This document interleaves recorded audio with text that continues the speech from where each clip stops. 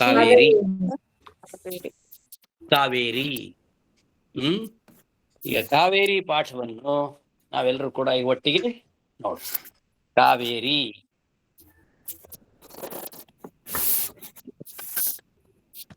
Right. ಏಕಾದಶ ಪಾಠ. ಇದರಲ್ಲಿ ಈಕಾರ ಅಂತ ಸ್ತ್ರೀಲಿಂಗ ಶಬ್ದ, ನದಿ ಶಬ್ದ ಈಗಾಗಲೇ ಓದಿದ್ದೀರಿ. ನದಿ ಶಬ್ದ, ಲಕ್ಷ್ಮೀ ಶಬ್ದ ಓದಿದ್ದೀರಿ. Page number 108. ಬನ್ನಿ, 108. ಆ ಶಬ್ದವನ್ನ ಇನ್ನೊಮ್ಮೆ ಹೇಳಬೇಕು. ಹೇಳಿ. ಲಕ್ಷ್ಮೀ ಶಬ್ದದಂತೆ ನದಿ ಶಬ್ದ ಹೇಳಿ.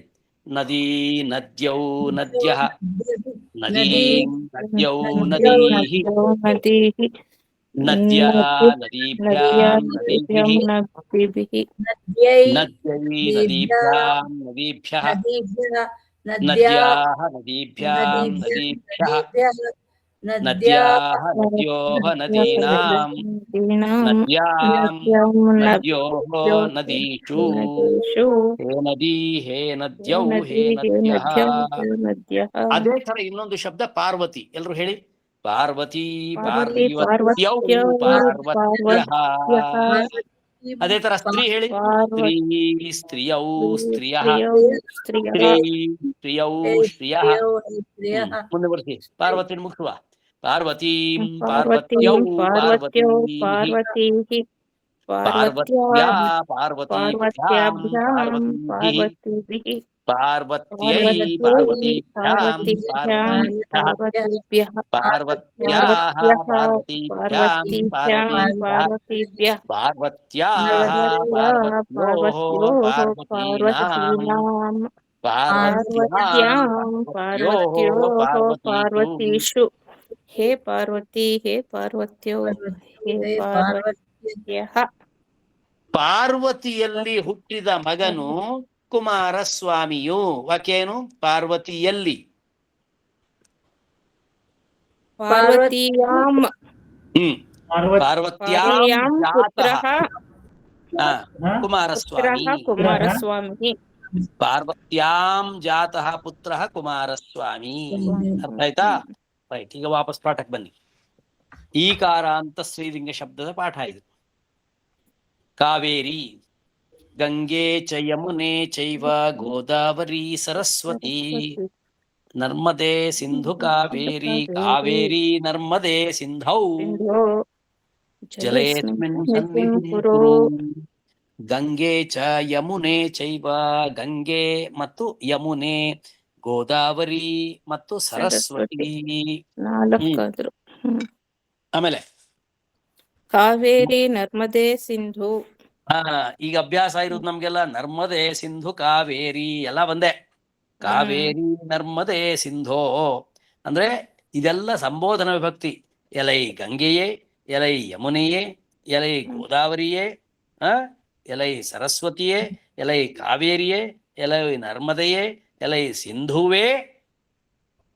ಅಸ್ಮಿನ್ ಜಲೆ, ಈಗ ನಾನು ಸ್ನಾನ ಮಾಡುವ ಈ ನೀರಿನ ಒಳಗೆ, ನಾನು ಕುಡಿಯುವ ಈ ನೀರಿನ ಒಳಗೆ, ನಾನು ಪೂಜೆ ಮಾಡುವ ಈ ನೀರಿನಲ್ಲಿ, ಜಲೆ ಅಸ್ಮಿನ್ ಸನ್ನಿಧಿಂ ಕುರು, ನೀನು ಸನ್ನಿಧಿಯಾಗು, ನಿನ್ನ ಉಪಸ್ಥಿತಿಯು ಬರಲಿ ಅಂತ ಪ್ರಾರ್ಥನೆ ಮಾಡುವಂತಹದ್ದು. ಸನ್ನಿಧಿಂ ಕುರು. ಎಸ್. ಮುಂದೆ ಕಾವೇರಿ ಕರ್ನಾಟಕಸ್ಯ ಜೀವನದಿ ಅಸ್ತಿ. ನೋಡಿ, ನಮ್ಮದು ಶಬ್ದ ಕರ್ನಾಟಕ ಅಂತ ಮಾಡಿಟ್ಕೊಂಡಿದ್ದೇವೆ. ಕರ್ನಾಟಕ ತಪ್ಪು, ನಾ ತಪ್ಪು, ಅದು ಣ ಮೂಲ ಣ. ಕರ್ಣಾವತಿ ದೇಶ ಕರ್ನಾಟಕ. ಕರ್ನಾಟಕಸ್ಯ ಜೀವನದಿ ಅಸ್ತಿ ಕಾವೇರಿ. ಕರ್ನಾಟಕದ ಜೀವನದಿಯಾಗಿದೆ ಕಾವೇರಿ. ಕರ್ನಾಟಕಸ್ಯ ಜೀವನದಿ ಅಸ್ತಿ. ಇಯಂ ಕೊಡಗು ಮಂಡಲೆ, ಕೊಡಗು ದೇಶೆ, ಕೊಡಗು ಎಂಬ ಪ್ರದೇಶದಲ್ಲಿ, ಪಶ್ಚಿಮ ಘಟ್ಟ ಪ್ರದೇಶೆ, ಪಶ್ಚಿಮ ಘಟ್ಟದ ಪ್ರದೇಶದಲ್ಲಿ, ತಲಕಾವೇರಿ ಇತಿ ಸ್ಥಾನೆ, ತಲಕಾವೇರಿ ಎಂಬ ಸ್ಥಾನದಲ್ಲಿ, ಉದ್ಭವತಿ ಹುಟ್ಟುತ್ತದೆ. ಸುಲಭ ಇದೆ ಅಲ್ವಾ? ಕೊಡಗು ಮಂಡಲೆ, ಪಶ್ಚಿಮ ಘಟ್ಟ ಮಂಡಲೆ ಪ್ರದೇಶೆ, ತಲಕಾವೇರಿ ಪ್ರದೇಶೆ, ಇತಿ ಸ್ಥಾನೆ ಉದ್ಭವತಿ. ಗೊತ್ತಾಯ್ತಾ? ಎಲ್ಲ ಅರ್ಥ ಆಯ್ತು. ಅರ್ಥ ಆಗದೆ ಇದ್ರೆ ಅಲ್ಲಿಯೇ ನನಗೆ ನಿಲ್ಸಿ, ನೀವು ಯಾವ್ದಾದ್ರು ಶಬ್ದ ಗೊತ್ತಾಗದೆ ಕೇಳ್ಬೇಕು. ಏಷಾ ನದಿ. ಮಂಡಲ ಅಂದ್ರೆ ತಾಲೂಕ ಡಿಸ್ಟ್ರಿಕ್ಟ್. ಮಂಡಲ ಅಂದ್ರೆ ಪ್ರದೇಶ ಅಂತ. ಮಂಡಲ ಅಂದ್ರೆ ಪ್ರದೇಶ, ದೇಶ. ಇದು ನಿಮ್ಮ ಮಂಡಲ ಅಲ್ಲ, ಇದು ಮಂಡಲ ಅಂದ್ರೆ ಪ್ರದೇಶ. ಪಶ್ಚಿಮ ಘಟ್ಟ ಪ್ರದೇಶ, ಪಶ್ಚಿಮ ಘಟ್ಟ ಮಂಡಲ ಅಂದ್ರೆ ದೇಶ, ಒಂದು ಪ್ರದೇಶ. ಅಲ್ಲಿ ಉದ್ಭವತಿ, ಭವತಿ ಇದೆ, ಉದ್ಭವತಿ ಹುಟ್ಟುತ್ತದೆ ಅಂತ, ಉದ್ಭವವಾಗುತ್ತದೆ. ಏಷಾ ನದಿ ಸ್ತ್ರೀಲಿಂಗ ಅದು, ಅದರಿಂದ ಏಷಃ ನದಃ, ಏಷಃ ಪುರುಷಃ, ಏಷಃ ಪರ್ವತಃ, ಏಷಾ ನದಿ ಕೊಡಗು ಮಂಡಲತಃ, ಕೊಡಗು ದೇಶತಃ, ಕೊಡಗು ಮಂಡಲತಃ ತಮಿಳುನಾಡು ರಾಜ್ಯಂ ಪ್ರತಿ ಪ್ರವಹತಿ. ತಮಿಳುನಾಜ್ಯಂ ನಾಡು ರಾಜ್ಯಂ ಪ್ರತಿ, ಪ್ರತಿ ಅಂದ್ರೆ ಟುವರ್ಡ್ಸ್, ಟುವರ್ಡ್ಸ್. ಟುವರ್ಡ್ಸ್ ಅಂದ್ರೆ ಗೆ, ತಮಿಳುನಾಡು ರಾಜ್ಯದ ಕಡೆಗೆ, ತಮಿಳುನಾಡು ರಾಜ್ಯಂ ಪ್ರತಿ ಪ್ರವಹತಿ, ಪ್ರವಹತಿ ಪ್ರವಾಹ ಹರಿಯುತ್ತದೆ, ಪ್ರವಹತಿ ಹರಿಯುತ್ತದೆ. ಏಷಾ ನದಿ ಕೊಡಗು ಮಂಡಲದಿಂದ ತಮಿಳುನಾಡು ರಾಜ್ಯಕ್ಕೆ ಹರಿಯುತ್ತದೆ. ತತಃ ಗಂಗಾಸಾಗರಂ ಪ್ರವಿಶತಿ, ತತಃ ಅನಂತರಂ ಗಂಗಾಸಾಗರಂ, ಗಂಗಾ ಸಮುದ್ರಂ. ನೋಡಿ, ಪೂರ್ವದಲ್ಲಿರುವ ಸಮುದ್ರಕ್ಕೆ ನಾವು ಗಂಗಾಸಾಗರ, ಗಂಗಾ ಸಮುದ್ರ ಅಂತ ಹೇಳ್ತೇವೆ. ಗಂಗಾಸಾಗರಂ ಪ್ರವಿಶತಿ, ಪ್ರವಿಶತಿ. ಅದು ಗಂಗಾಸಾಗರ ನೋಡ್ಬೇಕು ಅಂತಾದ್ರೆ ನೀವು ಕಲ್ಕತ್ತಾದಿಂದ ಮುಂದೆ ಗಂಗಾ ನದಿಯು ಸಮುದ್ರವನ್ನು ಸೇರುವ ಜಾಗಕ್ಕೆ ಹೋಗ್ಬೇಕು. ಅದು ಈ ತರ ಇಲ್ಲ, ಈ ತರ ಅಲ್ಲಿ ಹತ್ರ ಹೋಗ್ಲಿಕ್ಕೆ ಆಗಲ್ಲ, ಅಷ್ಟು ದೊಡ್ಡ ಮಟ್ಟದ ಅದು ಸಾಗರವೇ ಆಗಿ ಇನ್ನೊಂದು ಸಾಗರ ಸೇರಿದ ಹಾಗೆ. ಅದಕ್ಕೆ ಆ ಪ್ರದೇಶಕ್ಕೆ ಗಂಗಾ ಸಾಗರ ಅಂತಲೇ ಹೆಸರು. ಆ ದ್ವೀಪಕ್ಕೆ, ಅದೊಂದು ದ್ವೀಪ, ಆ ದ್ವೀಪದಲ್ಲಿ ನಿಂತ್ರೆ ಅಲ್ಲಿ ಗಂಗಾ ನದಿ ಸಮುದ್ರಕ್ಕೆ ಸೇರುವುದು ಸ್ವಲ್ಪ ಹತ್ತಿರದಲ್ಲಿ ಕಾಣುತ್ತೆ. ಸಮುದ್ರದ ನೀರು ಬೇರೆ, ಗಂಗಾ ನದಿಯ ಬಣ್ಣ ಬೇರೆಯಾಗಿ ಕಾಣುತ್ತೆ. ಅಲ್ಲಿ ನೋಡಿದಾಗ ಗೊತ್ತಾಗುತ್ತೆ ಈ ಗಂಗಾ ಎಂಬುದು ಸಾಗರವೇ, ಸಾಗರವೇ. ಗಂಗಾ ನದಿ ಎಂಬುದು ನದಿಯಲ್ಲ, ದೊಡ್ಡ ಸಾಗರವೇ, ಸಾಗರ, ಅದು ಸಮುದ್ರದ ಹಾಗೆ ಕಾಣುತ್ತೆ. ಗಂಗಾ ಸಾಗರಂ ಪ್ರವಿಶತಿ. ಕಾವೇರ್ಯಾಹ ಉಪನದ್ಯಃ ಸಂತಿ. ಕಾವೇರಿ ಅದರ ಷಷ್ಠಿ ವಿಭಕ್ತಿ ಏಕವಚನ, ಕಾವೇರ್ಯಾಹ. ಪಾರ್ವತೀಯ ಅನ್ಲಿಕ್ಕೇನು, ಪಾರ್ವತ್ಯಾಹ, ಪಾರ್ವತ್ಯಾಹ. ಸುಮತಿಯ, ಸುಮತ್ಯಾಹ. ಸುಮತಿಯ ಗಂಡನು ರಾಮಚಂದ್ರನು. ಏನ್ ಹೇಳಿ? ಸುಮತ್ಯಾಹ ಸುಮತ್ಯಾಹ ಪತಿ ರಾಮಚಂದ್ರ. ಈಗ ಸುಬ್ಬಲಕ್ಷ್ಮಿಯ ಮಗಳು ಪದ್ಮ. ಸುಬ್ಬಲಕ್ಷ್ಮ್ಯಾಹ ಪುತ್ರಿ ಪುತ್ರಿ ಪದ್ಮಾಹ. ಪದ್ಮ. ಎಲ್ಲ ಇಕಾರ ಅಂತ ಇದೆಲ್ಲ ಗೊತ್ತಾಯ್ತೆ. ಹಾಗೆ ರಾಜಲಕ್ಷ್ಮ್ಯಾಹ ನಗರಂ, ರಾಜಲಕ್ಷ್ಮಿಯ ಊರು, ರಾಜಲಕ್ಷ್ಮ್ಯಾಹ ಸ್ಥಾನಂ ಚಿಕ್ಕಮಗಳೂರು. ಗೊತ್ತಾಯ್ತಾ? ಹಾಗೆ ಕಾವೇರ್ಯಾಹ, ಕಾವೇರ್ಯ ಉಪನದ್ಯ, ಉಪನದಿಗಳು. ನದಿ ನದ್ಯೌ ನದ್ಯ ಬಹುವಚನ. ಉಪನದ್ಯ ಯಾವ್ಯಾವುದು?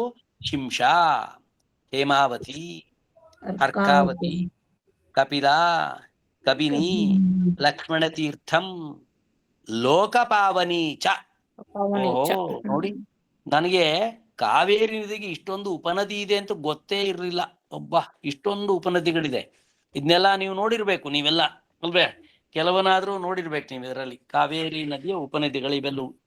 ಕಾವೇರಿ ದಕ್ಷಿಣ ಗಂಗಾ ಇತಿ ನಾಮ್ನಾ ಅಪಿ ಆಹ್ವಯಂತಿ. ಕಾವೇರೀಂ, ಕಾವೇರಿ ನದಿಯನ್ನು, ಕಾವೇರಿಯನ್ನು ದಕ್ಷಿಣ ಗಂಗಾ ಎಂಬ ನಾಮ್ನ ಹೆಸರಿನಿಂದ, ತೃತೀಯ ಭಕ್ತಿ, ನಾಮ್ನ, ನಾಮನಾಮನಿ ನಾಮಾನಿ, ನಾಮನಾಮನಿ ನಾಮಾನಿ, ನಾಮ್ನ ನಾಮದಿಂದ, ಆಹ್ವಯಂತಿ ಕರೆಯುತ್ತಾರೆ. ಆಹ್ವಾನ ಅಂದ್ರೆ ಕರೆಯುವುದು. ಏನಂತ ಕರೀತಾರೆ? ದಕ್ಷಿಣ ಗಂಗಾ ಅಂತಲೂ ಕರೀತಾರೆ ಇದಕ್ಕೆ.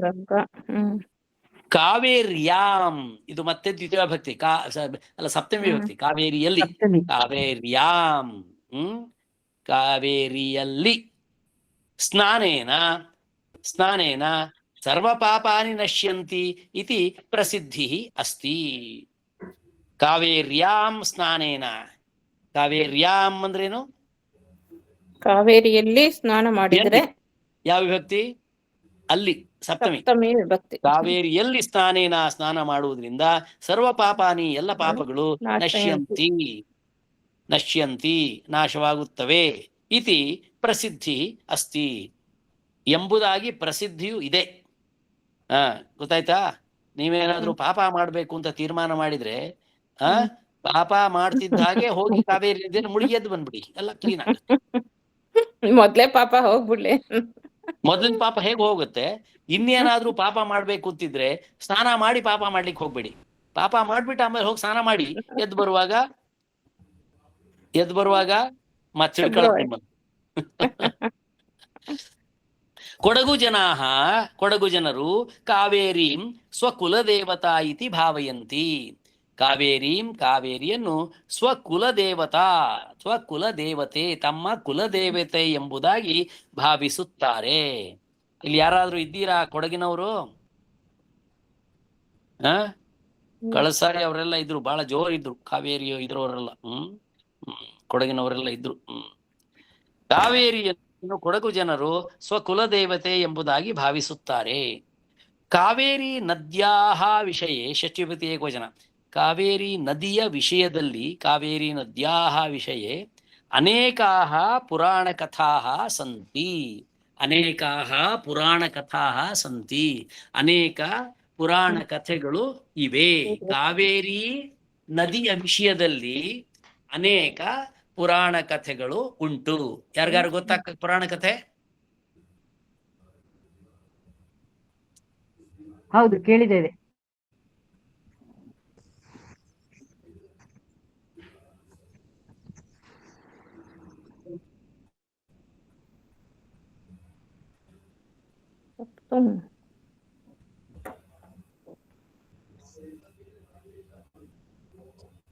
ಎಸ್, ಹೌದು, ಕೇಳಿದ್ದೇವೆ ಸರ್.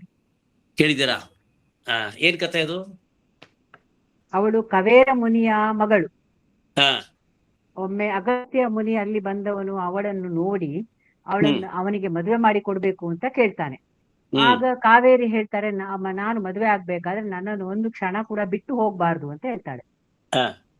ಆಯ್ತಾ? ಹಾಗಾದ್ರೆ ಅವನು ಹೋಗುವಾಗೆಲ್ಲ ಅವನ ಕಮಂಡೂಲಿನಲ್ಲಿ ಹಾಕಿ ತಗೊಂಡು ಹೋಗ್ತಿದ್ದ. ಒಂದು ಸಲ ಅವನು ಒಂದು ಕಡೆಯಲ್ಲಿ ಇಟ್ಟು ಅವನಿಗೇನೋ ಕೆಲಸ ಆಯ್ತಂತ ಅವನ ಆಚೆ ಹೋಗಿ ಬರುದ್ರೊಳಗೆ ಇವಳು ಅವನ್ ನನ್ನನ್ನು ಬಿಟ್ಟು ಹೋಗಿದ್ದಾನೆ ಅಂತ ಹೇಳ್ಕೊಂಡು ಅವಳು ಅದರಲ್ಲಿ ಕೌಚಿ ನೀರಾಗಿ, ಇದು ನದಿಯಾಗಿ ಬರ್ತಾಳೆ. ಹಾಗೆ ಕವೇರ ಮುನಿಯ ಮಗಳಾದ ಕಾರಣ ಅವಳಿಗೆ ಕಾವೇರಿ ಅಂತ ಹೆಸರು. ಅವಳ ಹೆಸರು ಲೋಪಾಮುದ್ರೆ ಅಂತ. ಲೋಪಾಮುದ್ರಾ.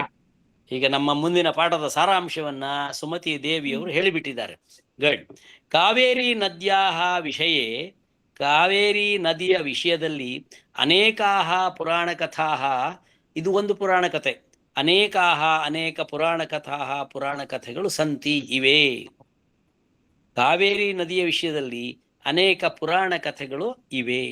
ತಾಸು ಅವುಗಳಲ್ಲಿ ಅನ್ಯತಮ ಕಥಾ ಏವಮಸ್ತಿ. ಅನ್ಯತಮ ಅಂದ್ರೆ ಒಂದು ಅಂತ.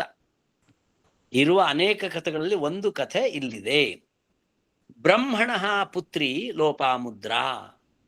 ಬ್ರಹ್ಮದೇವರ ಮಗಳು ಪುತ್ರಿ ಬ್ರಹ್ಮದೇವನ ಪುತ್ರಿ ಲೋಪಾಮುದ್ರಾ. ಅವಳು ಭೂಲೋಕೆ ಲೋಕೋದ್ಧಾರಾರ್ಥಂ ವಸತಿ. ಭೂಲೋಕಕ್ಕೆ ಬಂದಿದ್ದಳು. ಲೋಪಾಮುದ್ರಾ ಎನ್ನುವಂತಹ ಬ್ರಹ್ಮನ ಮಗಳು ಭೂಲೋಕಕ್ಕೆ ಬಂದಿದ್ಳು. ಯಾಕೆ? ಲೋಕೋದ್ಧಾರಾರ್ಥಂ, ಜನಗಳ ಉದ್ಧಾರಕ್ಕೋಸ್ಕರ ಇಲ್ಲೇ ವಾಸನಾಡುತ್ತಿದ್ದಳು. ವಸತಿ ಸ್ಮ. ಲೋಪಾಮುದ್ರಾ ಎಂಬ ಬ್ರಹ್ಮನ ಮಗಳು ಲೋಕೋದ್ಧಾರಕ್ಕೋಸ್ಕರವಾಗಿ ಭೂಮಿಗೆ ಬಂದು ವಾಸ ಮಾಡುತ್ತಾ ಇದ್ದಳು. ಅರ್ಥ? ಲೋಪಾಮುದ್ರಾ ಇತಿ ಲೋಕ ಉದ್ಧಾರಾರ್ಥಂ ವಸತಿ ಸ್ಮ. ಕವೇರಃ ಇತಿ ಮುನಿಹಿ. ಸುಮತಿ ಹೇಳಿದ್ದಾರೆ, ಕವೇರ ಅಂತ ಮುನಿಯ ಹೆಸರು. ಬ್ರಹ್ಮಾಣಂ ಉದ್ದೇಶ್ಯ ತಪಃ ಆಚರತ್.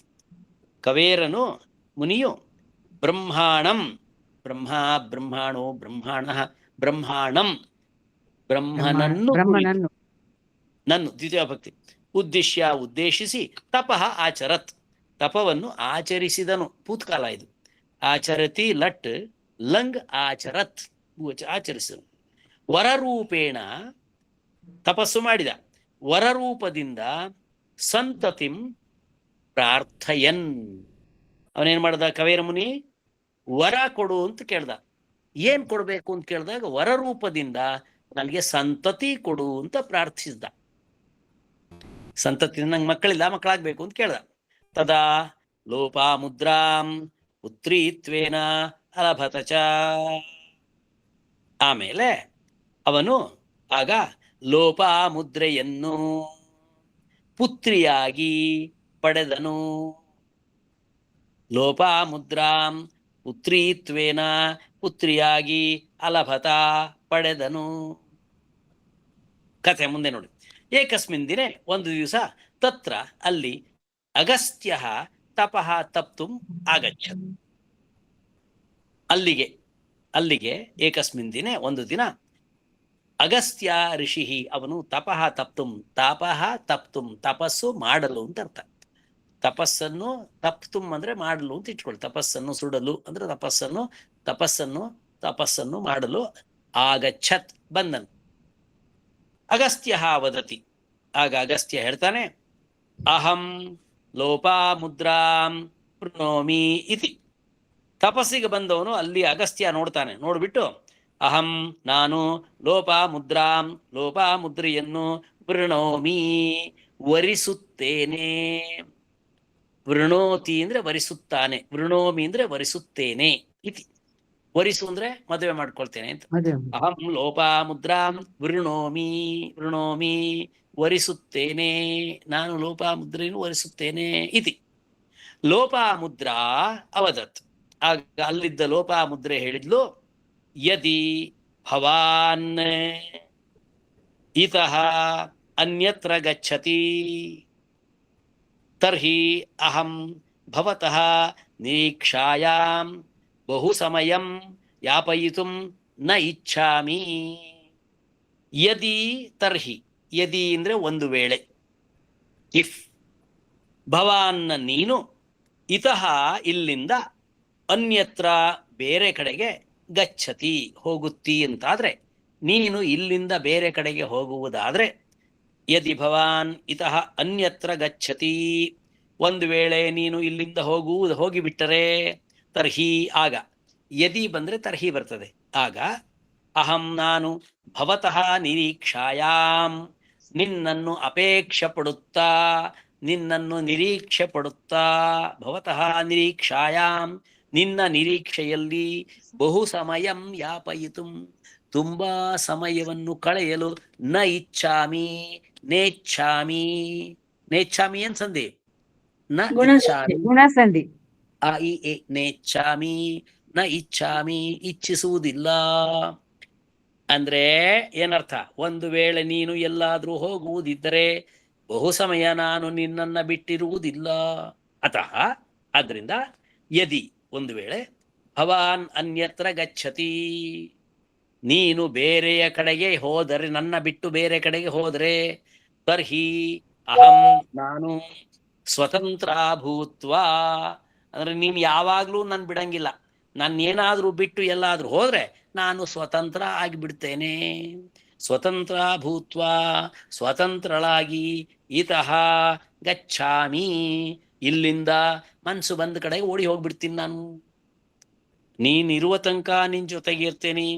ನೀನು ಒಂದು ವೇಳೆ ನನ್ನನ್ನ ಬಿಟ್ಟು ಮಾರ್ಕೆಟಿಗೆ ಹೋದ್ರೆ, ಸಿನಿಮಾಕ್ಕೆ ಹೋದ್ರೆ, ನನ್ನನ್ನ ಬಿಟ್ಟು ತಿರುಗಾಡ್ಲಿಕ್ಕೆ ಎಲ್ಲಾದ್ರೂ ಹೋದ್ರೆ, ನನ್ನನ್ನ ಬಿಟ್ಟು ಹೋದ್ರೆ ಆ ಕೂಡ್ಲೆ ನಾನು ಸ್ವತಂತ್ರವಾಗಿ ಬೇರೆ ಕಡೆಗೆ ಎಲ್ಲಾದ್ರೂ ಹೋಗಿ ಬಿಡ್ತೇನೆ ನಾನು ಅಂತ ಮಾತು ಕೊಡ್ತಾಳೆ. ಏನಂ ವಿಷಯಂ ಅಂಗೀಕೃತವಾನ್. ಅಗಸ್ತ್ಯ ಏನ್ ಹೇಳ್ದ? ಎಸ್ ಅಂದ. ಕಾಂಟ್ರಾಕ್ಟ್ ಅಗ್ರೀಡ್, ಕಾಂಟ್ರಾಕ್ಟ್ ಸೈನ್ಡ್, ಒಪ್ಪಿಗೆ ಆಯ್ತು. ಏತತ್ ವಿಷಯಂ ಏಮಂ ವಿಷಯಂ, ಈ ರೀತಿ ವಿಷಯವನ್ನು ಅಂಗೀಕೃತವಾನ್ ಒಪ್ಪಿಕೊಂಡನು ಅಗಸ್ತ್ಯ ಮುನಿ. ಅಗಸ್ತ್ಯ ಮುನಿಯು ಇದನ್ನ ಒಪ್ಪಿಕೊಂಡನು. ಆಮೇಲೆ ತದಾ ತಯೋಃ ವಿವಾಹ ಸಂಪನ್ನ. ಇದು ಕಂಡೀಷನಲ್ ಮ್ಯಾರೇಜ್, ಹಾಗಾಗಿ ಕಂಡೀಷನಲ್ ಮ್ಯಾರೇಜ್ ಆಗೋಯ್ತು. ತದಾ ತಯೋಃ ವಿವಾಹ, ಆಗ ಅವರಿಬ್ಬರ ವಿವಾಹವು ಆಗಿ ಹೋಯಿತು. ಅಂದ ಕೂಡಲೇ ನನ್ನ ಕ್ಲಾಸಲ್ಲಿ ಇದ್ದವರು ಒಬ್ರು ಹೇಳಿದ್ರು, ಸರ್ ನಾನ್ ಮದುವೆ ಮಾಡ್ಕೊಳ್ಳುವಾಗ ಏನಾದ್ರೂ ಈ ಕಥೆ ಗೊತ್ತಿದ್ದಿದ್ರೆ ನಾನು ಕಂಡೀಷನ್ ಆಗ್ತೀನಿ. ನಾನು ಕಂಡೀಷನ್ ಆಗ್ತಾ ಇದ್ದೆ ಅಂದ್ರ ಏನ್ ಕಂಡೀಷನ್? ಅಲ್ಲ, ಕಂಡೀಷನ್ ಒಪ್ಕೋತಾ ಇದ್ದೆ ಅಂದ್ರು. ಹೌದಾ? ಇಷ್ಟಪಟ್ಟು ಆ ಕಂಡೀಷನ್ ಹೇಳ್ತಾರೆ ಅಂತ. ಆಯ್ತು. ತದಾ ತಯೋ ವಿವಾಹ ಸಂಪನ್ನ, ಆಗ ಅವರಿಬ್ಬರ ವಿವಾಹವೂ ಆಗಿ ಹೋಯಿತು. ಕದಾಚಿತ್ ಒಂದು ದಿವಸ ಅಗಸ್ತ್ಯ ಮುನಿಯು ಶಿಷ್ಯಾನ್ ಅಧ್ಯಾಪಯನ್ ಆಸೀತ್. ಕದಾಚಿತ್ ಒನ್ಸ್ ಅಗಸ್ತ್ಯ ಮುನಿಯು ಶಿಷ್ಯಾನ್ ಅಂದ್ರೆ ಶಿಷ್ಯೌ ಶಿಷ್ಯಾಃ, ಶಿಷ್ಯಂ ಶಿಷ್ಯೌ ಶಿಷ್ಯಾನ್ ದ್ವಿವಚನ, ದ್ವಿತೀಯ ವಿಭಕ್ತಿ ಬಹುವಚನ. ಶಿಷ್ಯರನ್ನು ಅಧ್ಯಾಪಯನ್ ಕಲಿಸುತ್ತಾ ಆಸೀತ್ ಇದ್ದನು. ಶಿಷ್ಯರಿಗೆ ಒಂದು ದಿವಸ ಪಾಠ ಮಾಡ್ತಾ ಇದ್ದ. ಅಧ್ಯಾಪಯನ್ ಆಸೀತ್. ಅಧ್ಯಾಪನ ಮಾಡುವಾಗ ಲೀನಃ, ಪಾಠ ಮಾಡುವಾಗ ಪೂರ್ತಿ ಲೀಲನಾಗಿ ಬಿಟ್ಟಿದ್ದ. ನಾನು ನೋಡಿ ನಿಮಗೆ ಪಾಠ ಮಾಡ್ತಾ ಮಾಡ್ತಾ ಲೀನನಾಗಿ ಬಿಟ್ಟಿದ್ದೆ, ಮರ್ತೋಗಿತ್ತು ನನಗೆ. ಈ ಹಾಲ್ನಲ್ಲಿ, ಪಕ್ಕದ ಹಾಲ್ನಲ್ಲಿ, ಈ ಪಕ್ಕದ ಹಾಲ್ನಲ್ಲಿ, ಪದ್ಮಾಗೆ ಗೊತ್ತು ನಾನು ರೂಮಲ್ಲಿದ್ದೇನೆ, ಹಾಲ್ನಲ್ಲಿ ನನ್ನ ಮೊಮ್ಮಗ ಕೂತ್ಕೊಂಡಿದ್ದಾನೆ, ನನ್ನ ಪುಳ್ಳಿ ಕೂತಿದ್ದಾನೆ. ಅವನಿಗೆ 9ನೇ ಕ್ಲಾಸು CBSE, ನಾಳೆ ಪರೀಕ್ಷೆ, ಅವನಿಗೆ ಸಂಸ್ಕೃತ ಪರೀಕ್ಷೆ. ಹಾಗಾಗಿ ಅಲ್ಲಿ ಕೂತು ಅವ್ರಿಗೊಂದು ಸ್ವಲ್ಪ ಕಲಿಸಿ ಏನೋ ಕೆಲಸ ಕೊಟ್ಟು ಟ್ರಾನ್ಸ್ಲೇಷನ್ ಮಾಡು ಅಂತೇಳಿ ಬಂದಿದ್ದೇನೆ. ನಾನು ಪಾಠ ಮಾಡ್ತಾ ಮಾಡ್ತಾ ಮರ್ತೇ ಬಿಟ್ರೆ ಅವನೇನ್ ಮಾಡ್ತಾನೆ, ಥ್ಯಾಂಕ್ ಯು ಅಜ್ಜ ಅಂತ ಮೇಲೆ ಹೋಗಿ ಕೂತ್ಕೊಂಡು ಆರಾಮ್ TV ನೋಡ್ತಾ ಕೂತ್ಕೊಂಡ್ಬಿಡ್ತಾನು. ಹಾಗಾಗಿ ನಾನು ಅಧ್ಯಾಪನೆ ಲೀನಃ, ಅಗಸ್ತ್ಯ ಅಧ್ಯಾಪನೆ ಲೀನಃ, ಪಾಠ ಮಾಡ್ತಾ ಮಾಡ್ತಾ ಮೈ ಮರೆತು ಬಿಟ್ಟ. ಸಹ ಸಮಯಂ ವ್ಯಸ್ಮರತ್, ಸಮಯ ಮರ್ತೋಯ್ತು. ಶೆಡ್ಯೂಲ್ ಪ್ರಕಾರ ಇವನು ಕಾಲೇಜ್ ಮುಗಿಸಿ 4 ಗಂಟೆಗೆ ಮನೆಗೆ ಬರಬೇಕಾಗಿದ್ರೆ ಅವತ್ತು ಪಾಠ ಮಾಡ್ತಾ ಮಾಡ್ತಾ 5:30-6 ಗಂಟೆ ಆಯ್ತು, ಬರಲೇ ಇಲ್ಲ. ಆಗ ಲೋಪಾಮುದ್ರೆ ಕಾಯ್ತಾ ಕೂತ್ಕೊಂಡಿದ್ಲು. ಸಹ ಸಮಯಂ ವಿಸ್ಮರತ್, ಬಿಡಿಸಿ ವಿಸ್ಮರತ್ ಬಿಡಿಸಿ. ವಿ ಅಸ್ಮರತ್. ವಿ ಅಸ್ಮರತ್. ವಿ ಪ್ಲಸ್ ಅಸ್ಮರತ್. ತದಾ ಲೋಪಾಮುದ್ರಾ ತತಃ ತಲಕಾವೇರೀಂ ಆಗತ್ಯ, ಆಗ ಅಲ್ಲಿಂದ ತದಾ ಆಗ ಲೋಪಾಮುದ್ರೆಯು ತತಃ ಆ ಜಾಗದಿಂದ, ಅಗಸ್ತ್ಯನ ಆಶ್ರಮದಿಂದ ತಲಕಾವೇರಿ ಅಂತ ಅಲ್ಲಿ ಹತ್ತದಲ್ಲಿ ಇನ್ನೊಂದು ಕಡೆ ಒಂದು ಜಾಗ ಇತ್ತು, ಅಲ್ಲಿಗೆ ಬಂದ್ಲು. ತಲಕಾವೇರೀಂ ಆಗತ್ಯ ಅಂತರ್ಜಲೆ ಪತಿತ್ವಾ, ಅಲ್ಲಿ ಒಳಗೆ ಒಂದು ಅಂತರ್ಜಲ ಇತ್ತು, ದೊಡ್ಡ ಹೊಂಡ ಇತ್ತು, ನೀರಿತ್ತು, ಅದ್ರೊಳಗೆ ಹೋಗ್ಬಿಟ್ರು. ಅಂತರ್ಜಲೆ ಪತಿತ್ವಾ, ಬಿದ್ದು ಬಿಟ್ರು, ನೀರಿನ ಒಳಗೆ ಬಿದ್ದು. ಜಲೀಭೂಯ, ಅವಳು ನೀರಾಗಿಬಿಟ್ರು. ಜಲೀಭೂಯ ಅಂದ್ರೆ ಜಲವಾಗಿ ಹೋದ್ಲು. ಪ್ರಾವಹತ್, ನೀರಾಗ್ತಿದ್ದ ಹಾಗೆ, ಇದು ಇವಳು ದೊಡ್ಡ ತಪಸ್ವಿನಿ, ನೀರಾಗ್ತಿದ್ದ ಹಾಗೆ ಆ ಹೊಂಡ ತುಂಬ್ಕೊಂಡ್ಬಿಡ್ತು. ಅಲ್ಲಿಂದ ನೀರಾಗಿ ತುಂಬಿ ಹರಿಲಿಕ್ಕೆ ಶುರು ಮಾಡಿಬಿಟ್ಲು. ಪ್ರವಾಹವಾಗಿ ಹರಿಯಲಾರಂಭಿಸಿದಳು. ಆಗ ಲೋಪಾಮುದ್ರೆಯು ಆ ತಲಕಾವೇರಿ ಜಾಗಕ್ಕೆ ಹೋಗಿ ಒಂದು ನೀರಿನ ಅಂತರ್ಜಲದ ಒಳಗೆ ಸೇರಿಬಿಟ್ಟಳು. ಆಗ ಅದು ನೀರು ತುಂಬಿ ತುಂಬಿ ತುಂಬಿ ತುಂಬಿ ಪ್ರವಾಹವಾಗಿ ಹರಿಯಲು ಆರಂಭಿಸಿತು. ಕವೇರ ಮುನೇಹೇ ಪುತ್ರಿ, ಇವಳು ಯಾರ ಮಗಳು? ಕವೇರ ಮುನಿಯ ಮಗಳು. ಸಾ, ಆದ್ರಿಂದ ಅವಳು ಕಾವೇರಿ ಇತಿ ಅತ್ರ ಪ್ರಸಿದ್ಧ ಭವತ್. ಕವೇರ ಮುನಿಯ ಮಗಳು ಕಾವೇರಿ ಎಂಬುದಾಗಿ ಅವಳು ಪ್ರಖ್ಯಾತಳಾದಳು. ಅದರಿಂದ ಏನ್ ಗೊತ್ತಾಗತ್ತೆ? ಅಪ್ಪನ ಹೆಸರಿಂದ ಮಗಳು ಪ್ರಖ್ಯಾತವಾಗ್ತಾಳೆ ಹೊರತು ಗಂಡನ ಹೆಸರಿಂದ ಅಲ್ಲ. ಹಾಗಾಗಿ ನಿಮ್ಮ ಗಂಡನಿಗೆ ಹೇಳಿಬಿಡಿ, ನಿಮ್ಮಿಂದ ನನಗೆ ಮರ್ಯಾದೆ ಕಡಿಮೆ, ನಮ್ಮ ಅಪ್ಪನಿಂದಲೇ ಮರ್ಯಾದೆ ಜಾಸ್ತಿ ಅಂದ್ರೆ ಕೂಡ್ಲೆ ಹೋಗ ಅಪ್ಪನ ಮನೆಗೆ ಅಂತ ಹೇಳ್ತಾನೆ. ಹಾಗಾಗಿ ಗಟ್ಟಿ ಹೇಳ್ಬೇಡಿ, ಮೆಲ್ಲಗೆ ಹೇಳಷ್ಟೆ. ಕವೇರ ಮುನಿಯ ಮಗಳು ಅಂತ ಹೇಳಿ ಕಾವೇರಿ ಎಂದು ಪ್ರಸಿದ್ಧಳಾದಳು. ಕೊಡಗು ಪ್ರದೇಶಸ್ಯ ಪರ್ವತಾತ್ ಪ್ರವಹಂತಿ ಏಷಾ ಕಾವೇರಿ. ಕೊಡಗು ಪ್ರದೇಶದ ಪರ್ವತಾತ್, ಪರ್ವತಗಳ ನಡುವಿನಿಂದ ಪ್ರವಹಂತಿ, ತುಂಬಿ ಹರಿಯುವ, ಏಷಾ ಕಾವೇರಿ, ಈ ಕಾವೇರಿ ನದಿಯು. ಕೊಡಗು ಪ್ರದೇಶದ ಪರ್ವತಗಳಿಂದ ಮಳೆಗಾಲದಲ್ಲಿ ಹೋಗಿ ನಿಂತರೆ ನೀವು ನೋಡಬೇಕು, ಭರ್ಜರಿ ಪ್ರವಾಹದಲ್ಲಿ ತುಂಬಿ ಹರಿಯುವ ಈ ಕಾವೇರಿ ನದಿಯು. ಅನಂತರ ದಕ್ಷಿಣ ಪ್ರಸ್ಥಭೂಮಿ, ದಕ್ಷಿಣದ ಭಾರತದ ಪ್ರಸ್ಥಭೂಮಿ, ಪರ್ವತ ಪ್ರದೇಶ ಬಿಟ್ಟು ಪ್ಲೈನ್ ಲ್ಯಾಂಡ್, ಪ್ರಸ್ಥಭೂಮಿಯೇ ದಕ್ಷಿಣ ಪ್ರಸ್ಥಭೂಮವು, on the plain lands of south India. ಅಲ್ಲಿ ಪೂರ್ವ ದಿಕ್ಕಿಗೆ, ಆ ಪರ್ವತದಿಂದ, ಕೊಡಗಿನಿಂದ ಅವಳು ಏನಾದ್ರೂ ಒಂದ್ ಸ್ವಲ್ಪ ಮಡಿಕೇರಿ ಕಡೆಗೆ ಬಂದ್ಬಿಟ್ಟಿದ್ದಿದ್ರೆ ಮಂಗಳೂರಿಗೆ ಬಂದ್ಬಿಡ್ತಿದ್ಲು ಅವಳು. ಮಡಿಕೇರಿ ಕಡೆ ಬರ್ಲಿಲ್ಲ, ಆ ಪರ್ವತದಿಂದ ಹರ್ಕೊಂಡು ಆ ಕಡೆ ಹೋಗ್ಬಿಟ್ಲು ಅವಳು. ಹಾಗಾಗಿ ದೊಡ್ಡ ದೊಡ್ಡ ಪ್ರದೇಶಕ್ಕೆ ಹೋಗಿಬಿಟ್ಲು.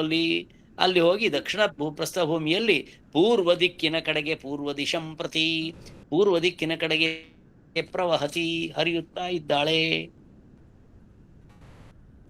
ಆಯ್ತಾ? ಏಷಾ ಯತ್ರ ಪ್ರವಹತಿ, ಏಷಾ ಇವಳು ಯತ್ರ ಪ್ರವಹತಿ ಎಲ್ಲಿ ಹರಿತಾ ಇದ್ದಾಳೋ, ತತ್ರ ತ್ರಯಃ ದ್ವೀಪಾಃ ಸಂತಿ, ಅಲ್ಲಿ ದ್ವೀಪಾಃ ತ್ರಯಃ ದ್ವೀಪಗಳಾಗಿವೆ 3. ದ್ವೀಪ ಆಗುದು ಹೇಗೆ? ಕಾವೇರಿ ನದಿ ಹರಿಯುವಾಗ ದೀಪ ಆಗಿದ್ದು ಹೇಗೆ? ದ್ವೀಪ ತುಂಡಾಗಿ 2 ಕಡೆ ಹೋದ್ಲು, ಮಧ್ಯ ಒಂದು ನಡುಗಡ್ಡೆ ಬಂತು. ಸೊ ಈ ರೀತಿ 3 ದ್ವೀಪಗಳನ್ನ ಮಾಡಿಕೊಂಡು ಹರಿದಿದ್ದಾಳೆ. 3 ದ್ವೀಪಗಳಲ್ಲಿಯೂ ಕೂಡ ಏನಿದೆ? 3 ದೇವಾಲಯಗಳಿವೆ. ಯಾರ ದೇವಾಲಯ ಅದು? ರಂಗನಾಥ ಸ್ವಾಮಿ. ರಂಗನಾಥ ಸ್ವಾಮಿ ದೇವಸ್ಥಾನ. 3 ದೇವಾಲಯಗಳು. ಎಂಥದ್ದು? ಆದಿರಂಗ, ಮಧ್ಯರಂಗ, ಅಂತರಂಗ, ಶ್ರೀರಂಗ ಅಲ್ವೇ? ಶ್ರೀರಂಗಪಟ್ಟಣ ಮತ್ತು ಅಲ್ಲಿಯ ಶ್ರೀರಂಗ, ಮಧ್ಯರಂಗ ಅಂತ ಮತ್ತೆಲ್ಲೋ ಇದೆಯಂತೆ, ನನ್ಗೇನ್ ಗೊತ್ತಿಲ್ಲ, ಅದು ಬಿಡಿ. ಮಧ್ಯರಂಗವೇ ಶ್ರೀರಂಗ. ಶ್ರೀರಂಗವಾ? ಶ್ರೀರಂಗಪಟ್ಟಣ ಅಲ್ಲಿದೆಯಲ್ಲ, ಇದು ತಿರುಚಿರಾಪಳ್ಳಿಯಲ್ಲಿ ಒಂದಿದೆ. ತಿರುಚನಾಪಳ್ಳಿ ಹತ್ರ ಇದೆಯಾ? ಶ್ರೀರಂಗಪಟ್ಟಣ ಅಲ್ಲಿ ಒಂದು ಶ್ರೀರಂಗ ಉಂಟು ಪಟ್ಟಣ. ಇಲ್ಲ, ಕೊಳ್ಳೇಗಾಲದ ಹತ್ರ ಇದೆ ಮಧ್ಯರಂಗ. ಹೌದಾ? ಕೊಳ್ಳೇಗಾಲದ ಹತ್ರ ಮಧ್ಯರಂಗ ಅಂತ, ಅದು ಸುತ್ಕೊಂಡ್ ಬರ್ಬೇಕು, ಇದೆ. ಶ್ರೀರಂಗಂ ಕೊನೆದು, ಅದು ಅಂತ್ಯರಂಗ. ಅಂತ್ಯರಂಗ, ಶ್ರೀರಂಗ ಅಂತ್ಯರಂಗ. ಶಿವನ ಸಮುದ್ರೇ ಏಷಾ 320 ಪಾದ ಪರಿಮಿತಾತ್ ಉನ್ನತ ಪ್ರದೇಶಾತ್ ಪತಿತ್ವಾ ಗಗನಚುಕ್ಕಿ ಜಲಪಾತಃ ಹರಚುಕ್ಕಿ ಜಲಪಾತಃ ಇತಿ ಜಲಪಾತದ್ವಯಂ ಸೃಜತಿ. ಶಿವನ ಸಮುದ್ರೇ, ಶಿವ ಸಮುದ್ರ ಅಂತ ಅಲ್ಲೊಂದು ಸಮುದ್ರ ಇದೆ, ಶಿವ ಸಮುದ್ರ. ನಾನು ನೋಡಿಲ್ಲ ಅದನ್ನ. ಕೊಳ್ಳೇಗಾಲದ ಹತ್ರನೇ ಶಿವನ ಸಮುದ್ರ.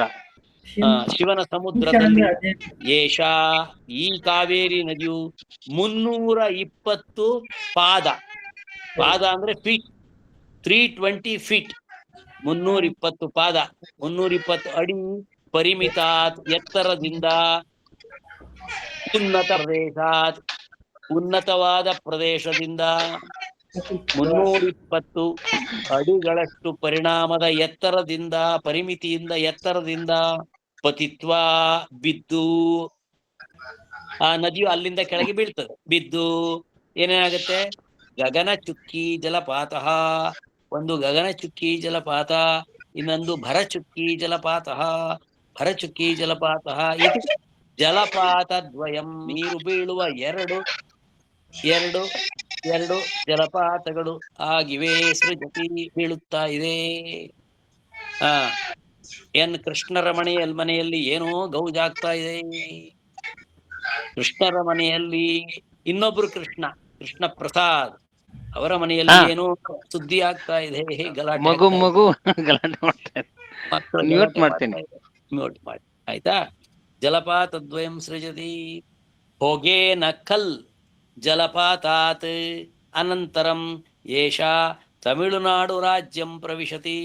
ಹೊಗೇನ ಕಲ್ ಜಲಪಾತ ಅಂತ ಅದೊಂದು ಜಲಪಾತ ಇದೆಯಂತೆ. ಏನಿಷ್ಟೆಲ್ಲ ಇದ್ರು ನಾನೇ ನೋಡಿಲ್ಲ ಅದನ್ನೆಲ್ಲ. ಹೊಗೇನ ಕಲ್ ಜಲಪಾತದಿಂದ ಅನಂತರಂ ಬಂದ್ರೆ ಪಂಚಮಿ ಬರಬೇಕು. ಹೊಗೇನ ಕಲ್ ಜಲಪಾತಾದ ಅನಂತರಂ ಏಷಾ, ಏ ನದಿಯು, ಕಾವೇರಿ ನದಿಯು ತಮಿಳುನಾಡು ರಾಜ್ಯಂ ಪ್ರವಿಶತಿ, ತಮಿಳುನಾಡು ರಾಜ್ಯವನ್ನು ಪ್ರವೇಶಿಸುತ್ತದೆ. ತಮಿಳುನಾಡು ರಾಜ್ಯವನ್ನು ಪ್ರವೇಶಿಸುತ್ತದೆ. ಅಲ್ಲಿಂದ ಪ್ರಾಬ್ಲಮ್ ಸ್ಟಾರ್ಟ್ ಆಗ್ತದೆ. ನಮಗೆ ಕಾವೇರಿ ನೀರು ಕೊಡಿ ಅಂತ ಬೊಬ್ಬೆ ಹಾಕಿ ಗಲಾಟೆ ಮಾಡಿ ತಮಿಳು ಸ್ಟ್ರೈಕು, ಕನ್ನಡ ಸ್ಟ್ರೈಕ್. ಆಮೇಲೆ ತಂಜಾವೂರು ಮಂಡಲೆ, ಅಲ್ಲಿಂದ ಮುಂದೆ ಎಲ್ಲಿ ಹೋಗುತ್ತೆ? ತಂಜಾವೂರು ಡಿಸ್ಟ್ರಿಕ್ಟಿಗೆ ಹೋಗ್ತದೆ. ಪ್ರವಹ್ಯ, ಅಲ್ಲಿ ಹರಿಯುತ್ತಾ, ಅಂತೆ ಕರೆಯಲ್ಲಿ ದ್ವಿಧಾ ಭೂತ್ವ, ಈ ಕಾವೇರಿ ನದಿ 2 ತುಂಡಾಗಿ, ಒಂದೇ ಅಲ್ಲ 2 ಪೀಸ್ ಆಗಿ, 2 ತುಂಡಾಗಿ ಗಂಗಾ ಸಾಗರಂ ಪ್ರವಿಶತಿ, ಪೂರ್ವದ ಗಂಗಾ ಸಾಗರವನ್ನು ಪ್ರವೇಶಿಸುತ್ತದೆ. ಸಿಂಪಲ್ ಇದೆ ಎಲ್ಲ, ಇಟ್ಸ್ ಎ ಗದ್ಯ, ಸಿಂಪಲ್ ಗದ್ಯ ಇದು, ನಿಮ್ಗೆಲ್ಲ ಅರ್ಥ ಆಗುತ್ತೆ. ಮುಂದೆ ಹೋಗುವ. ಕರ್ನಾಟಕೆ ಕಾವೇರಿ ನದ್ಯಾ ಕೃಷ್ಣರಾಜಸಾಗರ ಇತಿ ಜಗತ್ ಪ್ರಸಿದ್ಧ ಜಲಬಂಧ ನಿರ್ಮಿತ. ಕಾವೇರಿ ನದಿಯ ಕರ್ನಾಟಕ ದೇಶದಲ್ಲಿ ಕೃಷ್ಣರಾಜಸಾಗರ ಎಂಬ ಪ್ರದೇಶದಲ್ಲಿ ಜಗತ್ ಪ್ರಸಿದ್ಧ ಜಲಬಂಧ. ಏನ್ ಜಲಬಂಧ ಅಂದ್ರೆ ಡ್ಯಾಮ್, ಅಣೆಕಟ್ಟು. ನಿರ್ಮಿಸಲ್ಪಟ್ಟಿತು. ಕೇನ, ಯಾರಿಂದ? ವಿಶ್ವೇಶ್ವರಯ್ಯ ತಥಾ ಮೈಸೂರು ಮಹಾರಾಜರು. ದುಡ್ಡು ಕೊಟ್ಟವರು ಮೈಸೂರು ಮಹಾರಾಜರು, ಎಂಜಿನಿಯರ್ ವಿಶ್ವೇಶ್ವರಯ್ಯ. ನಿರ್ಮಿತ. ಈ ಪಾಠ ಎಲ್ರಿಗೂ ಅರ್ಥ ಆಯ್ತಾ? ಈ ಪಾಠದಲ್ಲಿ ಬಹಳ ಬಹಳ ಸರಳವಾದಂತ ಶಬ್ದಗಳೆಲ್ಲ ಇದೆ. ಆ ಜೊತೆಗೆ ಕೃಷ್ಣರಾಜ ಸಾಗರದ ಡ್ಯಾಮ್ ಕೂಡ ಇದೆ. ನೋಡಿ ಸಂತೋಷ ಪಡಿ. ಏಕವಾಕ್ಯೇನ ಉತ್ತರಂ ಲಿಖತ. ಇಲ್ಲಿರುವ ಸಂಸ್ಕೃತ ವಾಕ್ಯಗಳನ್ನು, ಇದು ಯಾವುದು, ಇದನ್ನು ಅಭ್ಯಾಸವನ್ನ ಪೂರ್ತಿಯಾಗಿ ನೀವೇ ಮಾಡಿಬಿಟ್ಟು ಮುಂದಿನ ಪಾಠಕ್ಕೆ ರೆಡಿಯಾಗಿ ಮುಂದಿನ ವಾರ ನಾವು ನೋಡುವ. ಮುಂದಿನ ಸೋಮವಾರ 9ನೇ ತಾರೀಕು ಸಂಜೆ 6 ಗಂಟೆಗೆ 7 ಗಂಟೆಗೆ 7:15 ನಮ್ಮ ಮುಂದಿನ ಕ್ಲಾಸ್. ಅಲ್ಲಿವರೆಗೆ ಗುರುಜಿ ನಾಳೆ ನಾಳೆ ಉಂಟು, ನಾಳೆ ಕ್ಲಾಸ್ ಉಂಟು. ಗುರುವಾರ ಅಲ್ಲ, ಗುರುವಾರ ಶುಕ್ರವಾರ ಇಲ್ಲ, ಶುಕ್ರವಾರ ರಜೆ ಈ ಸರಿ. ಸುಮಾರು ಮದುವೆಗಳು, ಎಲ್ಲಾ ಕಾರ್ಯಕ್ರಮಗಳು ಆಚೀಚೆ ಎಲ್ಲ ಇರ್ತವೆ. ಸೊ ಅವತ್ತು ಒಂದು ದಿವಸ ರಜಾ ಎಂಜಾಯ್ ಮಾಡಿ ಈ ಸರಿ. ಶುಕ್ರವಾರ, ಶನಿವಾರ, ಭಾನುವಾರ 3 ದಿವಸ ರಜೆ, ಮತ್ತೆ ಸೋಮವಾರ. ಆಯ್ತೆ? ಅಲ್ಲಿಗೆ ಇದೊಂದು ಪಾಠ ಮಾಡಿ ಆಗಿದೆ. ನಾಳೆ ಒಂದು ಕ್ಲಾಸ್ ಇದೆ. ನಾಳೆ ಸರ್ಪ್ರೈಸ್ ಕ್ಲಾಸ್. ನಿಮ್ಗೆ ಯಾರು ಕ್ಲಾಸ್ ತಗೊಳ್ತಾರೆ, ಏನು ಕ್ಲಾಸ್ ತಗೊಳ್ತಾರೆ ನಾನೇನು ಹೇಳುದಿಲ್ಲ. ನಾಳೆ ಅವರೇ ಬಂದು ಕ್ಲಾಸ್ ತಗೊಳ್ತಾರೆ. ಚೆನ್ನಾಗಿರುತ್ತೆ. ನಾವು ಅನೇಕ ವಾಕ್ಯಗಳನ್ನ ತಪ್ಪಾಗಿ ಬರೀತೇವೆ. ಅದನ್ನು ಸರಿ ಮಾಡ್ಲಿಕ್ಕೆ ತಪ್ಪು ವಾಕ್ಯಗಳನ್ನು ತಿದ್ದಿರಿ. ಪರೀಕ್ಷೆಗೆ 5 ಮಾರ್ಕ್ ಇರುತ್ತೆ ಇದಕ್ಕೆ. ಆದ್ರಿಂದ ಅದನ್ನು ನಿಮಗೆ ನಮ್ಮ ಸಂಸ್ಕೃತ ಬಲ್ಲವರು ನಮ್ಮಲ್ಲೊಬ್ಬರಿದ್ದಾರೆ, ಅವರು ಬಂದು ನಿಮಗೆ ತಯಾರು ಮಾಡಿ ಬಂದು ನಾಳೆ ದಿವಸ ನಿಮಗೆ ಕಲಿಸ್ತಾರೆ. ನಾಡಿದ್ದು ರಜೆ ಆಗ್ಬಹುದಾ? ಏನಾದ್ರು ಕೇಳ್ಬೇಕಾ? ರೈಟ್. ನಂದು ಒಂದು ಸಂದೇಹ ಇದೆ. ಏನಂದ್ರೆ ಪೂರ್ವ ದಿಶಂ ಅಂತ ಕೊಟ್ಟಿದಾರಲ್ಲ, ಪೂರ್ವ ದಿಶಾ ಎನ್ನುವುದು ಸ್ತ್ರೀಲಿಂಗ ಅಲ್ವಾ? ದಿಶೌ ಅಂತ ಲೆಕ್ಕ ಶಬ್ದ ಅದು. ದಿಶಃ ಅಂತ ಸ್ತ್ರೀಲಿಂಗ ಅದು. ಆದ್ರೆ ಶಬ್ದ ಹೇಗೆ ನಡೀತದೆ? ದಿಶಃ. ದಿಶಂ ಅಂದ್ರೆ ದಿಕ್ಕನ್ನು, ದ್ವಿತೀಯ ಭಕ್ತಿ ಏಕವಚನ. ಬಟ್ ಹಾಗಾದ್ರೆ ಸ್ತ್ರೀಲಿಂಗ ಅಲ್ವಾ ಅದು? ಸ್ತ್ರೀಲಿಂಗ ಹೌದು, ಸ್ತ್ರೀಲಿಂಗ ಹೌದು. ಆದ್ರೆ ಈ ದಿಕ್ ಅನ್ನೋದು ಬೇರೆ ತರದ ಶಬ್ದ. ವಾಚೌ ವಾಚಂ, ಹಾಗೆ ದಿಶಃ ದಿಚಂ ಅಂತ, ಇವೆಲ್ಲ ಸ್ಪೆಷಲ್ ವರ್ಡ್ಸ್. ಆಯ್ತು. ಮತ್ತೆ ಯಾಕಂದ್ರೆ ನಮ್ಗೆ ಇಲ್ಲಿ ಪೂರ್ವ ಅಂತ ಕೊಟ್ಟಿದೆ ಪುಸ್ತಕ, ಹಳೆ ಪುಸ್ತಕದಲ್ಲಿ. ಪೂರ್ವ ಅಂದ್ರೆ ದಿಕ್ಕಿನ ಹೆಸರು ಪೂರ್ವ ಅಂತ ಇದೆಯಲ್ಲ, ಅದಕ್ಕೆ ಕೇಳಿದೆ ನಾನು. ಅದು ಪೂರ್ವ ದಿಶಂ ಆಯ್ತಲ್ಲ, ಇಲ್ಲಿ ಪೂರ್ವಾದಿಶಂ ಅಂತ ಆಗ್ಬೇಡ್ವಾ? ಇಲ್ಲ ಪೂರ್ವ ದಿಶಂ, ಪೂರ್ವ ಶಬ್ದ, ಪೂರ್ವ ಇಲ್ಲ, ಪೂರ್ವ ದಿಶಂ, ಪೂರ್ವ ಅಷ್ಟೇ. ಅಲ್ಲಿ ಅವರು ಕೊಡುವಾಗ ದಿಕ್ಕುಗಳನ್ನು ಎಲ್ಲವನ್ನು ಸ್ತ್ರೀಲಿಂಗದಲ್ಲಿ ಕೊಟ್ಟಿದ್ದಾರೆ. ಅದಕ್ಕೆ ಕೇಳಿದೆ ನಾನು. ಹಳೆ ನಮ್ಮ 1ನೇ ಪ್ರಥಮ ಪುಸ್ತಕದಲ್ಲಿ ಅದು ಸ್ತ್ರೀಲಿಂಗ ಹೌದು. ದಿಕ್ಕುಗಳೆಲ್ಲ ಸ್ತ್ರೀಲಿಂಗ ಹೌದು. ಏನು ದಿಕ್ಕುಗಳು ಎಲ್ಲ ಸ್ತ್ರೀಲಿಂಗ ಹೌದು. ಆದ್ರೆ ಶಬ್ದದಲ್ಲಾಗುವಾಗ ಉತ್ತರ ದಿಕ್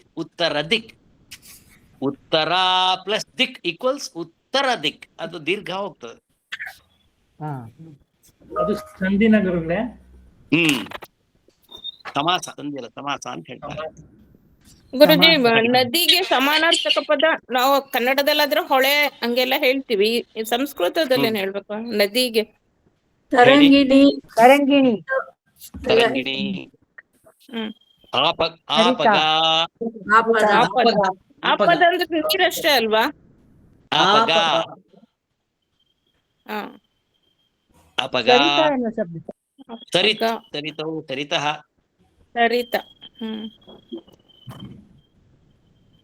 ರೈಟ್. ಹಾಗಾದ್ರೆ ಮತ್ತೆ ಇನ್ನು ಒಂದು ಪ್ರಶ್ನೆ ಸರ್, ಒಂದು ವಿಷಯ.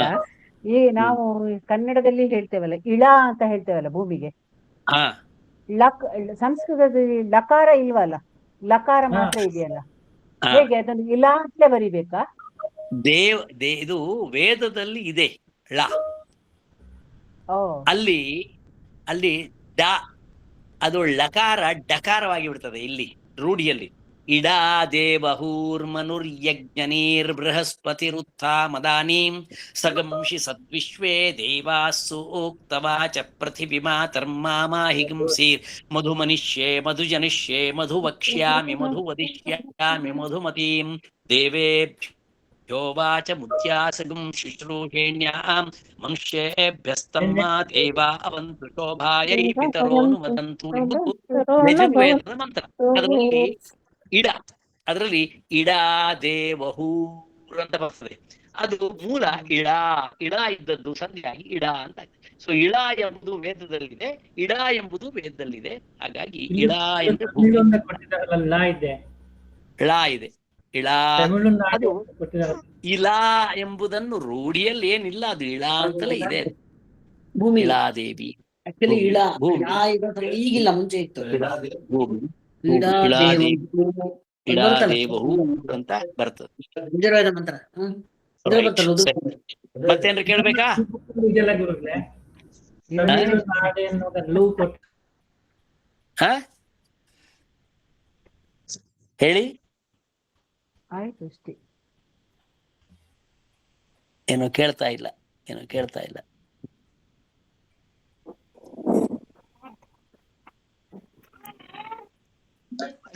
ತಮಿಳುನಾಡು ಗುರುಗಳೇ, ತಮಿಳುನಾಡು ಅನ್ನೋ ಕಡೆ ಲಕಾರ ಬಂದಿದೆ, ಅದನ್ನೇ ಕೇಳ್ತಾ ಇದಾರೆ ಅವರು. ಅದು ದಕ್ಷಿಣ ಭಾರತ ದ್ರಾವಿಡ ಭಾಷೆಗಳಲ್ಲಿ ಲಕಾರ ಇದೆ, ವೇದದಲ್ಲಿ ಇದೆ. ಕ್ಲಾಸಿಕಲ್ ಸಂಸ್ಕೃತದಲ್ಲಿ ಲಕಾರ ಇದ್ದದ್ದು ಲಕಾರ ಆಯ್ತು. ಕಾಳಿದಾಸ ಕನ್ನಡದಲ್ಲಿ ಹೇಳ್ತೇವೆ, ಸಂಸ್ಕೃತದಲ್ಲಿ ಕಾಳಿದಾಸ ಇಲ್ಲ, ಕಾಳಿದಾಸ. ಕಾಳಿಕಾದೇವಿ ಅದು ನಮ್ಮಲ್ಲಿ ಕಾಳಿಕಾದೇವಿ ಆಗಿದೆ. ದಕ್ಷಿಣ ಭಾರತದಲ್ಲಿ ದ್ರಾವಿಡ ಭಾಷೆಗಳಲ್ಲಿ ಲಕಾರ ಇದೆ.